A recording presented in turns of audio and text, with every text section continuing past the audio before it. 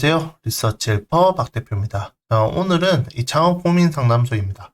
이 창업과 관련된 문의사항에 대해서 좀 더 디테일하게 알려드릴 텐데, 컨설팅 했던 내용 중에 하나를 가지고 좀 얘기를 해볼까 합니다. 어떤 거냐면, 23년도에 지금 이제 정부 지원 사업들 준비할 건데, 제일 처음에 뭐 준비해야 되는지, 이거에 대해서 좀 설명드리도록 할게요.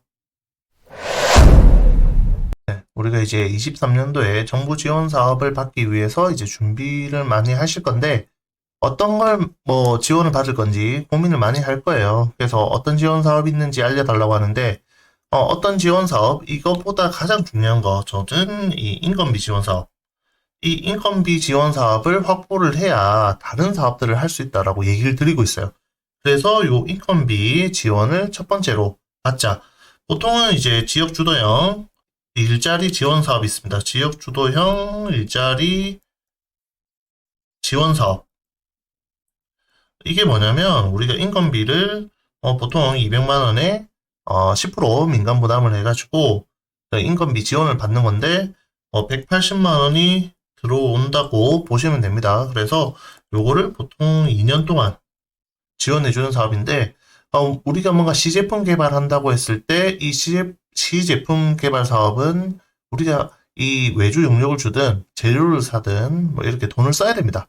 그런데 이 인건비 지원 사업은 우리가 급여를 이체하고 나면 그만큼 저 돈만큼은 또 보존해 주기 때문에 현금성 지원 사업이라고 볼 수 있고, 이 지원 사업이 왜 필요하냐? 이걸 해놔야 이 사람을 확보하고 이 사람이 확보돼야 다른 지원 사업을 하는데 무리가 없기 때문입니다. 이 우리가 창업 기업들 초반에 이제 인력 구성을 어떻게 하냐면 대부분 대표자가 있고, 이 대표자 이후에 우리 핵심 팀원이 있을 거예요.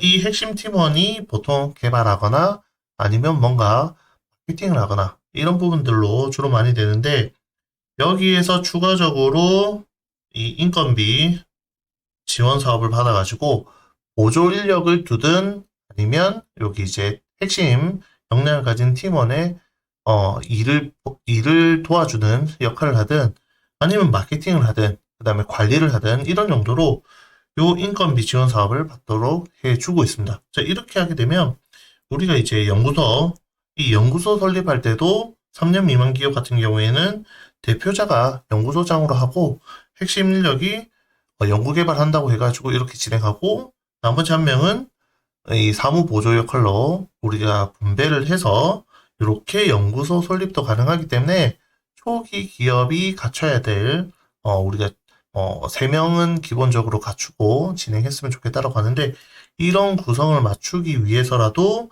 인건비 지원 사업 이걸 받아가지고 과제를 할 필요가 있고, 대표자가 이 과제도 준비하고 그 다음에 이 보고서도 쓰고 그 다음에 영업도 하고 기술 개발도 하고 다 할 수 있는 여건이 안 됩니다.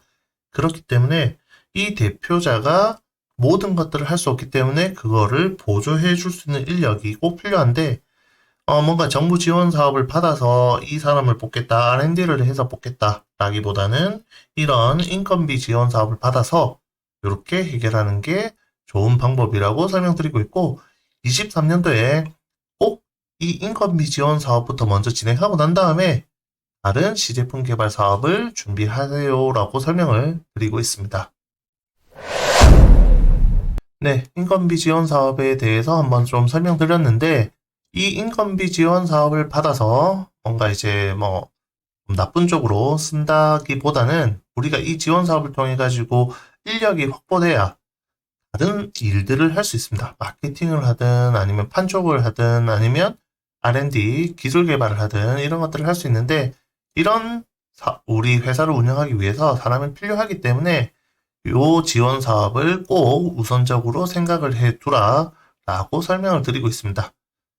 추가적으로 궁금한 것들이 있으면 댓글로 물어봐 주시면 되고, 아니면 저랑 만나가지고 얘기할 때 얘기해 주시면 그런 부분들 좀 정리해서 영상 올릴 수 있도록 하겠습니다. 이상으로 리서치 헬퍼 박 대표였습니다.